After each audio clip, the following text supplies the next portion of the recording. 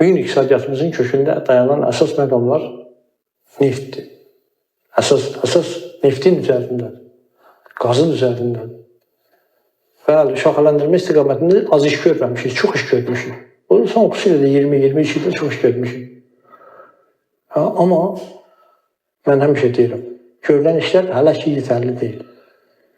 Yəni biz nə vaxt ki real sektor ki deyirik, qeyri-neft sektoru, daha doğrusu qeyri-resurs iqtisadiyyatından, oradan ixracımızın hesabına əldə etdiyimiz valyuta ilə idxalımızın 50-60%-ni qarşılaya biləcəyik, onda deyəcəyik ki, biz iqtisadiyyatımızı şaxələndirdik. Bundan dolayı sözlərin, bundan dolayı verilən danışılan söhbətlər hamısı belə də əsassız söhbətlərdir. Mən iqtisadçıyam, peşəkarım, mən maliyyəçiyəm, peşəkarım, mən bilirəm nə deyil.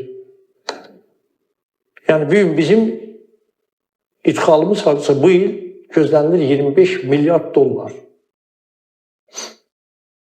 Biz bunun tən yarısını hardasa nə vaxtsa qeyri-neft sektorundan ixracın hesabına bağlaya bilsək, onda hə, siz də bilin ki, maliyyəçi də olmasanız, iqtisadçı da olmasanız, bilin ki, biz iqtisadiyyatımızı istədiyimiz kimi şaxələndirməyə başlamışıq və artıq 50% nəticə əldə eləmişik.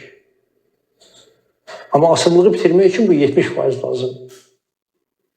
Yəni 25 milyard idxalın yarısı deyil, təxminən hardasa bir 17-18 milyardını biz real sektordan ixracın hesabına bağlanmalıyıq. Buna getməliyik. Onda biz şaxələndirmiş olacağıq. Bugün ancaq hələ o şaxələnmə belə deyək də özünün başlanğıc mərhələsindədir və əldə olunan nailiyyətlər, əldə olunan nəticələr bugün deyək ki, biz 3 milyardlıq ixrac ediriksə qeyri-neft sektorundan, ya lap 3,5 milyardda ixrac ediriksə, unutmayaq ki, 25 milyardda idxal edirik. Yəni bu onun çox cüzi bir hissəsidir.